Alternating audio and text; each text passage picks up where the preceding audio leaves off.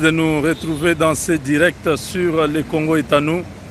Nous sommes très heureux de vous annoncer que dans 48 heures, l'accord final sera signé à Doha.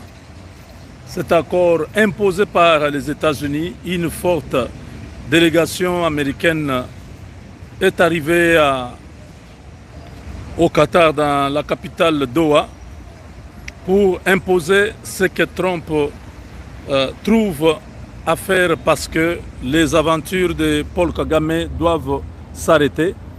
Et ça, c'est un vrai Chimbouboué. Nous avons gagné. Les deux parties viennent de recevoir les drafts, donc l'accord préliminaire. Ils doivent lire dans 48 heures, c'est l'accord final. Chers amis, Paul Kagame et les M23 sont sortis main bredouille. Écoutez ce qui est décidé. Ah là là là là là là.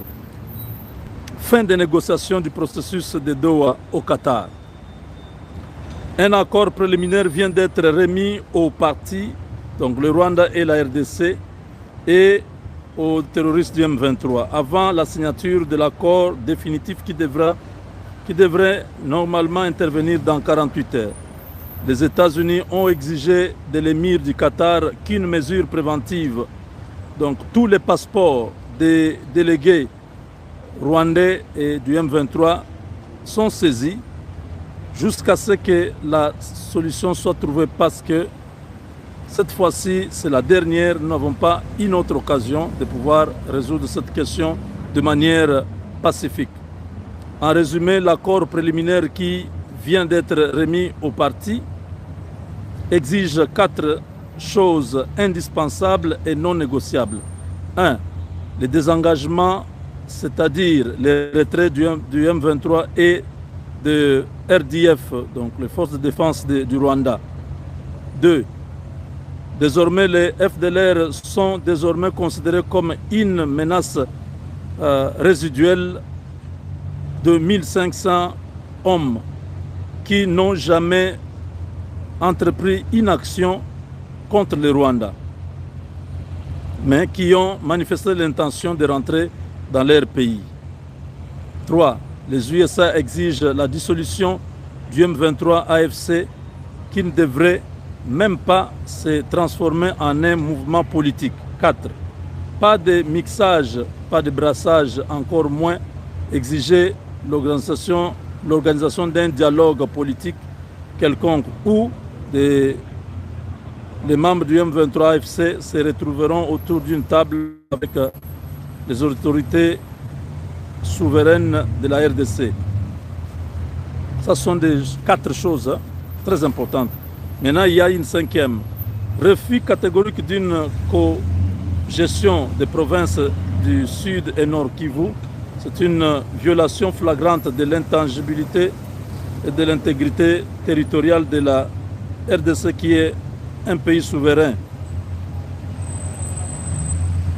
6. Refus catégorique de l'imposition par des armes d'un quelconque fédéralisme par les armes, un projet funeste qui porte gravement atteinte à la souveraineté nationale de la RDC. 7. Le Rwanda est désormais garant des dérives quelconques qui surviendront dans les provinces de l'Est à dater de maintenant. Donc, il y a beaucoup, mes chers amis, vous venez de suivre, il y a plein de choses donc que le Rwanda a complètement perdu. Si quelque chose arrive à l'Est du Congo, le Rwanda est tenu responsable. Aucun dialogue politique ne sera organisé avec les M23, aucune cogestion de l'Est du Congo, Nord et Sud Kivu, aucun brassage, mixage, encore moins exigence pour les M23. C'est une défaite. Kagame a perdu, il a perdu complètement, et nous sommes dans la joie de vous annoncer que toutes les délégations doivent quitter Doha seulement avec une une solution, c'est-à-dire l'accord doit être signé avant de quitter Doha.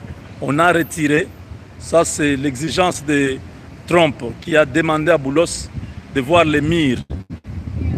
De manière sournoise, les Rwandais voulaient quitter parce qu'ils avaient déjà quitté la salle il y a 2 jours. On les a ramenés de force. Et là, on vient de les arracher les titres de, comment on appelle, les passeports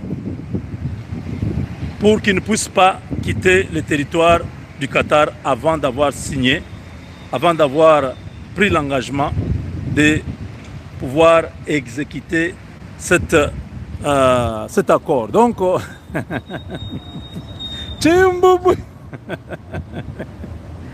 ces gens, on est allé lentement, ils n'avaient pas compris que le temps avait changé et que Trump était totalement avec la RDC. Vous avez vu le pasteur qui est venu à Kinshasa? Ce pasteur-là qui est l'un des piliers de la foi de Donald Trump à la Maison Blanche. Il est arrivé à Kinshasa, vous l'avez vu avec le président. Il y a eu une manifestation qui était organisée des confessions religieuses. Ça veut dire quoi? Sur le plan spirituel, la RDC a récupéré, les États-Unis reconnaissent ce que Dieu est en train de faire en RDC.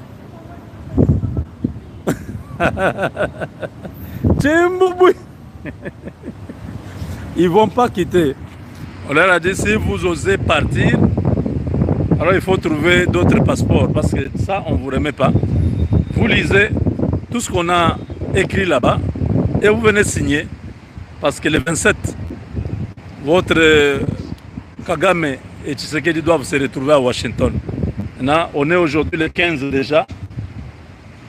Il faut que la solution soit trouvée, et la solution, vous avez suivi toutes les exigences du Rwanda via le M23 ou vice-versa ont été pure et simplement rejetées. On a rejeté. On a rejeté, ils ont perdu. La RDC, ce n'est pas celle que vous avez connue il y a 30 ans. Ça, c'est Tshisekedi. Ça, c'est Moubenga. Ça, c'est Kalonji. Ça, c'est HK. Ça, c'est Chancela. Ça, c'est Balamwange. Ça, c'est Kitenge. Ça, c'est Bosembe. Ça, c'est Chimbalanga. Donc, nous sommes nombreux. Ça, c'est Eliezer Tambwe. Ça, c'est Israël Mutombo. Voilà. Donc, c'est tous ces gens qui se battent nuit et jour, qui ont mis KO le Rwanda, qui ont fait échec à ces complots internationaux. Nous sommes très heureux du fait que Trump aujourd'hui est devenu le partenaire fiable que nous avons. Toute petite tentative, comme on entend là, oh non, ils renforcent leur position vers Uvira, ils vont prendre l'Uvira. Bakobeta, vous jouez avec Kagame, il va frapper sur Kigali. Qu'ils osent prendre, on leur a déjà averti, si le Rwanda est tenu responsable de toute dérive qui arriverait au nord et au sud Kivu, toute la partie est. Donc s'il y a une bêtise ce soir ou demain, oh non, on a pris une partie et tout ça, ils ont pris Uvira. La position que Trump a maintenant là par rapport à tout ce qui se passe avec la Chine, il vient de perdre une région riche en lithium en Ukraine. Les Russes ont pris ça, ils ont donné aux Chinois. Vous pensez vraiment que Trump a encore le temps à jouer avec Kagame? On leur a pris les passeports. Les mesures, ils ne peuvent pas sortir de l'aéroport. Quand ils arrivent seulement à l'aéroport là, de Doha, ils leur disent, monsieur, vous n'êtes pas autorisé de quitter le territoire qatari. C'est fini. Chimbouboui. Donc, aïe aïe aïe, ça me fait rire parce que les Rwandais n'avaient pas compris depuis que nous nous sommes mis dans cette affaire. On leur a dit, vous allez perdre. Hein? Yanke na plan nae, Yuma na plan nae, Yuma bare Yanke.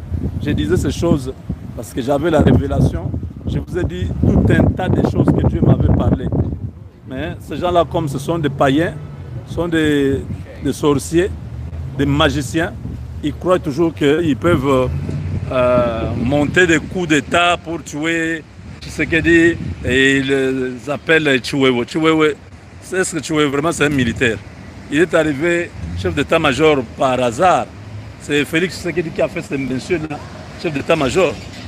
Eux, ils ont pensé que c'était un militaire. Chiwewe pleurait comme un civil. Président Nirumi, président Nirumi,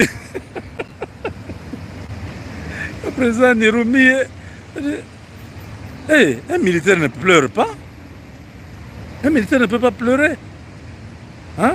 Vous pleurez comme un civil. Vous m'enviez président Nirumi, Kabila Linlanda. Kabila Linlanda. Ah, Chiwewe, Ntumbo itaisha. Chiwewe, condamné à mort.